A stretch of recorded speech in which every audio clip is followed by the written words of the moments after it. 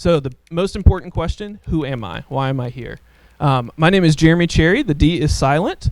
And I am the senior digital designer at Journey Group. Journey Group is an independent design company here in Charlottesville, and we've been serving clients since 1992. We just celebrated our 27th journiversary or birthday last week, actually. So we're located right here on 4th Street, and for the last decade or so, I've been designing for screens primarily, all digital design, and it's been incredibly interesting because it's always changing. I think that's one of the things that I really love about screen design and digital design specifically is that right when you learn it, it changes and you've got to learn something new, which to me is really exciting. But last year, I was thrown another curveball that completely changed how I thought about design, completely unrelated to the speed of technology. I've always been an anxious person. I was an anxious kid growing up. I was always finding new reasons to lose sleep over the things that I was worried about. But what I did not expect was for that to follow me into my adulthood. Ultimately, it culminated into me being crippled by anxiety. I was diagnosed with generalized anxiety disorder, which is just a really fancy medical term for anxiety getting in the way of your life. And kind of crippling normal activities. It numbed me to a certain extent where I couldn't really enjoy the things in my life. I couldn't enjoy my family and the things that I love because I was worried all the time. It was debilitating. But one of the gifts in anxiety was it completely changed how I thought about design, and it made it personal to me, even more personal than it already was. How many of you guys have heard this phrase, don't take it personal? And it's usually someone says this when they're about to say something really offensive, like, don't take it personal, but your face is really stupid looking. In this, think about it for a second. It's kind of a silly phrase, right? We're people. So it's really hard to not take things personally. I remember being taught in design school different kind of hallmark pieces of advice, and one of them was to separate yourself from your work, which I think is incredibly valuable. I don't think you should tie your identity solely to the work that you're creating. But at the same time, your work is incredibly personal. Because design is really personal. Design is people creating work for other people, whether that's direct or indirect. It's affecting living things, ecosystems that we're all intertwined in. So it's incredibly personal work. So having this kind of wrinkle in my career with anxiety affecting my personal life, I tried to figure out what does this mean for my professional life. If we're talking about personal and professional, my Venn diagram looks more like a circle. So all of these things affected one another. And what I kept asking myself, I became obsessed with the question of what does responsible design look like? If design is incredibly personal, if it's affecting people, how do we do it responsibly? And I started to really become obsessed with this question. And for the last several years, I've just been thinking just about this. So I decided to lay a definition to it. So after a lot of time in red ink, here's what I came up with. So how I define responsible design is a design discipline principally concerned in practicing from within an ecosystem, honoring that community with its solutions, and then sharing in the responsibility of its outcomes. So that sounds like a really academic, scholarly definition, but I think it's actually pretty simple. It's really 3 parts. And I would even simplify it even further to say, be curious, be thoughtful, and be humble. Sit down if you're a Kendrick Lamar fan. That's the follow-up to the third one. Really be curious is just be in that ecosystem. When at all possible, typically we have the ability, the privilege really to partner with people that are already living within these ecosystems. Our clients are so familiar with who's being impacted by what they're creating. So partnering with them, spending time and countless hours getting to know what makes that community tick is how you're gonna be able to find solutions when you're just observant and you're there, you're present. Be thoughtful. You're going to observe things, you're going to see natural patterns forming when you're just there, when you just show up. I think so much of life is just being present and seeing what happens when you show up. And then the last one is really the most tricky when we talk about being humble. I'm not just talking about an ego check of not having a big ego as a designer. What I mean by being humble is the humility to say sometimes you're going to get it right, and more than often you're going to get it wrong. And you're going to have to adapt to when you get things wrong, even when you come to things with the right intentions. Because, here I'm working in the theme here, guys. Don't worry, flow's coming. I think there's a natural rhythm to life. I think there's a flow. I've always been enamored and obsessed with current, with oceans, rivers, bodies of water. And there's just a natural rhythm to our lives. It starts when we wake up in the mornings. We have these patterns that we just kind of fall into. And it ends when we wake up the next morning. It's just these 24-hour cycles that we're working in. But in this age of technology, and this has always been the case, this is just what we're experiencing now, our flow of life or this natural rhythm is just punctuated with these little touch points with technology. Whether it's our phone buzzing on the table next to us, whether it's the countless emails we're getting in our inboxes, we're constantly having this flow kind of interrupted, if you will, with all these little touch points with technology.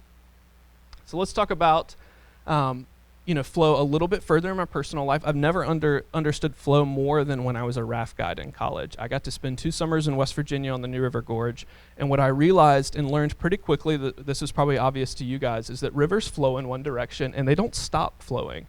They just keep on going.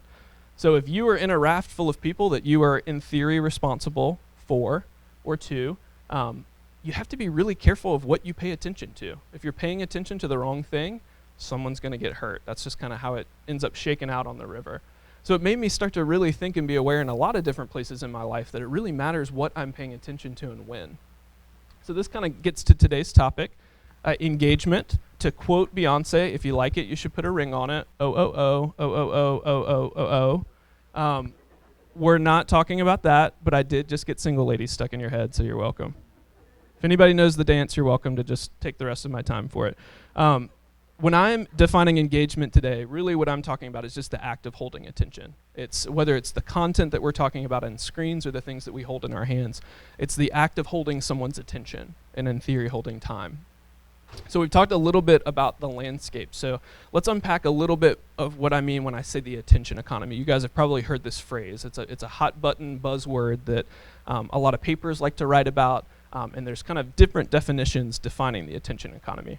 So what I'm talking about when I say the attention economy is really an approach to the management of information that treats human attention as a scarce commodity and applies an economic theory to solve various information management problems. So really, I think there's a more simple way to put this. Howard Rheingold, in his book, The Virtual Community, I think says it even more simply, that attention is a limited resource, so pay attention to where you pay attention. It seems pretty obvious, right? That if attention is a limited resource, then it's a valuable resource. We should pay attention to where we're paying attention to. Well, what's also a part of this is that this is just not a pure scarcity model here. What we're really talking about when we talk about attention is we're also talking about time. So not to be a downer, sit with this statement for a moment. We all have a finite amount of time. Okay, just rest in the sadness for a little bit. Okay, you can cheer up now. We've got to move on. But it's true. We've all got 24 hours in a day. Talking about this natural flow to our lives, we're all stuck in this 24-hour cycle where we've got limited time that we have in our lives.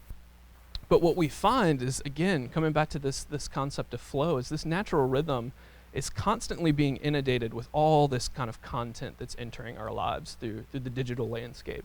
Again, whether that's notifications, whether that's paying attention to our analytics on our socials, how many likes a post got. We're constantly being bombarded with these things that over time, if we let them, rather than embracing and kind of adapting to the flow of our lives, can start to interrupt the flow. So naturally, you see that there's kind of a rub here. There's a challenge. I've often been told as a designer, never call something a problem, call it a challenge.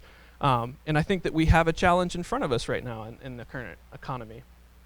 I think the challenge comes when we start to equate engagement, so holding attention, with addiction, which we've all kind of seen this play out. We've seen, I'm glad, I was looking at the sponsors to make sure I'm not saying anything I can't say. Facebook's not on there, so I'll go for it. We've seen this play out before Congress, that they went from the hero to the villain in a lot of senses because we started to uncover these addictive patterns we're seeing in platforms. So causing users to be addicted to your platform may create a consistent revenue stream, but it will never contribute to humanity's greater good. And that's something that I just said right now. So behind design, we've got this kind of effect of the nature of persuasion. So when I say persuasion, I know we can have different reactions to that word. I don't mean anything malicious. I simply mean we've got A and we've got B. In interfaces, any sort of content that we're building in design is trying to persuade someone to get from A to B. We have to convince someone to leave the comfort or the familiarity of A to get to B. Often what's at B is something really important and something that we believe is useful to someone, but it still requires us to persuade someone. Persuasion, in essence, isn't a terrible thing. We all persuade one another in our constant conversations with one another. It's a fact of being human and how we interact with one another. But when we start to take persuasion in kind of a manipulative way, that's where we start to get patterns that form that aren't as healthy for us as users, that we have to be aware of as designers. I think what it requires of us is rethinking metrics. Metrics, all I mean by that is the numbers, the things that we can quantify. Technology allows us to quantify just about anything these days. We can wrap numbers around so many different things that we're wanting to collect data on, but I think we have to contextualize these pieces of information. We all do it in big and small ways. This is what I call the product addiction cycle. This is not proprietary. Feel free to steal it and make it more smart. But basically what I'm defining as metrics at the top are all these things that we're collecting analytics on. Time, attention, all of these things that we can wrap minutes and clicks around. So as we're trying to see those metrics go higher, we were talking about the attention economy of having a really valuable resource and attention. We're going to want to see more and more of that because it's really valuable to people that are creating products.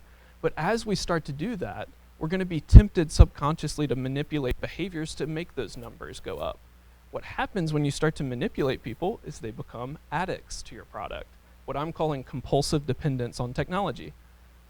As you would imagine, and drug dealers have known this for centuries, is once you get someone addicted to something, you're going to see the numbers go up. So naturally, this is going to make that top number and the metrics continually go up. When you overlay economics on top of this and create a resource around attention, guess what happens? That cycle just keeps churning and churning and churning. And guess who's caught in between? We are, as users, as designers. Users aren't the only people being affected by this. I think designers can subconsciously get sucked into this cycle because we're wanting to do something that's helpful. Oftentimes we do it with the best intentions of thinking that we're designing something really helpful for people. But what can happen is that subconsciously we can start to manipulate people by just little design decisions that we make. And over time, it can unfortunately have negative byproducts. So everybody's probably heard this, maybe from kindergarten on, some form of the golden rule. So I started to think about what if it really is as simple as designing only the things that you would want to consume. Now there's a caveat to this, because in design we talk a lot about you're not always who you're designing for. You're not always your user, which is absolutely valid. But when we start to design compassionately and with empathy, we're having to walk a mile in someone else's shoes. So we can get somewhat of an idea of what would be helpful within that community if we're practicing responsibly. So we can ask ourselves when we're putting ourselves in those parts of would I want to actually use this product? Would I want to consume the content that's being offered to me? And I think that can really help guide us into designing something that's worthwhile and meaningful for people. Started to ask, what if products were designed to be efficient, functional, and helpful? Now, a lot of marketing speak is already using these words. We're probably all using products that tote themselves as being efficient, functional, and helpful. But a lot of those products are also using really manipulative tactics to hold our attention. So you're probably asking yourself, or maybe not, I'll ask it for you, if something is designed to be efficient, functional, and helpful, wouldn't that mean we would spend less time with it? Yes, of course it does. If something is efficient, functional, and helpful to someone, the byproduct is people are probably going to spend less time with it. But guess what they're going to have more space and flow in their lives for is that the things that matter to them, the people that they love, the time that they want to spend on things other than screens or the products that they're holding in their hands. It's really important for us to acknowledge the intention behind what we're doing in the first place. If we're seeking to help someone with what we're creating, something being helpful and useful and them not spending a whole lot of time with it is a great thing. That's a great metric for us to start to quantify. What will it cost? First of all, that's a stupid question. And it's only stupid because I think we can make it better. I think the better question to ask ourselves is what will it require of us? We can sit around waiting for some of these big tech companies and other content producers to change, or we can start to change our own behaviors and how we're using them. What it will require of us is more time and attention. Technology doesn't reward a slow pace. But guess what we have to do? We have to slow down to be able to observe and really find out what we're trying to do with the process. It requires us to slow down a little bit, and it's going to require more energy and thought and research on our parts. Because as designers, and this can go, you can replace designer for really anything within the creative field or anything that you're representing as a practice this morning, but we're always navigating this tension between clients and users. We've got clients that are paying us to create products, and they have such a great view of what they're trying to introduce into the marketplace. And then we've got users that are actually using the products that we're creating. Now, this line doesn't always feel straight and clean like this. Often in our lives, it feels a little bit like this when we're navigating this tension. But what I've found is that the designers that I look up to the most are the ones that are most comfortable existing in this tension. Friction and intention are parts of our natural world. We can all thrive in that if we start to adapt and start to react to some of those layers of tensions in our practice. Adam Alter said it really great in his book called Irresistible that was all about addiction and technology. He said apps and platforms can be designed to promote rich social connections, or like cigarettes, they can be designed to addict. So what that means to us is we have to design with purpose. We have to really pay attention to how we're designing things, the intention we're putting behind it, and we constantly have to test that and refine that and make sure that we're not veering off track. So as you would imagine, just like we have a challenge, there's always an opportunity. How do we change behaviors? Both our behaviors as designers or practitioners, as users, as we're wearing both hats at the same time. How do we change behaviors for the better? Well, I've got a couple different ways that I think we can start to do that are really simple right now. First thing I'll say is it feels heavy, but there's hope. There's always hope behind it. First one, we have already touched on this a little bit, is to slow down, is to slow your pace down. As we all know, you're going to pay attention to your surroundings differently if you're walking along a street or a sidewalk than you will if you're in a car speeding by. If you're taking a slower pace, you're going to be able to observe more natural things around you. And often the pattern and the flow or the current is already there. You're just discovering it as practitioners or helping your clients discover what's something that's already there. Second thing is to speak human. It seems so obvious, but talk to real people. Keep testing your ideas out. Talk to the real people that are being impacted by the work that you do, real users, real folks that are actually going to be engaging with what you do, and see how it's working. Have real conversations with them. The second part to this is a little more threatening, is to cut the jargon. You don't sound smart, you just sound silly when you use all these words. Things like key performance indicators, all this businessese, conversions, are really just shrouding and abstracting what you're really trying to do with design. So my encouragement to you, instead of using these big fancy words, is use what you're actually trying to do. If your product is created to do a purpose, use that as the verbiage that you use around it. The third is super important, is to add context. Contextualize what you're designing. Don't do it in a vacuum. Contextualize the numbers that you're collecting. The data and all of the numbers, the metrics we were talking about, are only as important as the context you can add to them. You can't just collect data for data's sake. It's not going to mean anything. You have to add some context to it. Last thing, a better way is possible. It just is. It's going to require more time and more energy, but it's going to be so worth it for the real people and the real places and real time that are being impacted by all of the things that we're creating. And as mentioned at the beginning, I took on a project this last year where I just started to write a book one chapter at a time. It's called Design Does. It's all about responsible design, and I'm releasing it one chapter at a time. It's something where I've just been trying to wrestle with what does it mean to design responsibly. So check it out. It's completely free. It will always be free. So go to designdoes.com right now, and I'll continue to add chapters. And in the next year, I'm hoping to actually add more resources as well, audio versions, things like that. Thank you guys so incredibly much. Thank you, Charlottesville Design Week. Thank you, Creative Mornings. Thank you to this beautiful space that we're in. If you want to learn more, please go to journeygroup.com. We're so proud of the work that we create, and we would be happy to talk with you. Thank you, guys. Really what I mean when I say contextualize it is really when we're talking about collecting the metrics, is understanding what those metrics mean to what you're trying to do. So I'll give you an example. Hopefully that will be helpful. For instance, if you're creating an app whose whole goal is to get people to call a hotline to receive help, it's so much easier and cleaner to say that that's your conversion, if you will, to use kind of business speak, that a call to the hotline is the data you're trying to collect. So if you're wrapping all these other metrics that don't have anything to do with that, if you're collecting things like time on site or how many people click this thing, if it's not contextualized to what you're trying to do and what you're trying to achieve, that data isn't really important to the mission of what you're trying to do. Does that make sense? That's kind of what I mean by contextualizing it. To repeat the question, you asked some of my favorite projects that I've worked on at Journey Group and how we've applied these kind of practices to that. Is that fair? I've got one of our clients here, sitting right here, so sorry to call you out, Tony, but one of my favorite projects we've been working on for the last couple of years is called bunkhistory.org. You should go check it out right now. And it is all about rewiring American history. So it's a publication that collects a lot of different sources of history from all over the web. I keep looking at Tony. Am I doing right? Doing good? Thumbs up. And it's collecting all of these different resources that are all history. You know, they're all happening right now. If it happened, it's history. And they're contextualizing them to other things that are happening. So they're relating and forming these connections. I've also got my fellow colleague, Josh Bryant, who's a brilliant developer that works all of the black magic and algorithms behind how that connect things. The thing that we're trying to do is responsibly connect different historical connections. So an example of that would be it's the same person, or it happened in the same place, or it happened in the same time frame, or a combination of those things. And really where responsible design comes into play is how we use that as an educational tool. The whole kind of frame of mind is how to re-educate people to think about history. We think of history in this very linear timeline, but really it's more like a web of all these things that are connected, past and present. So that's just one example of something we've been doing recently. Thank you guys so much. I really appreciate your time.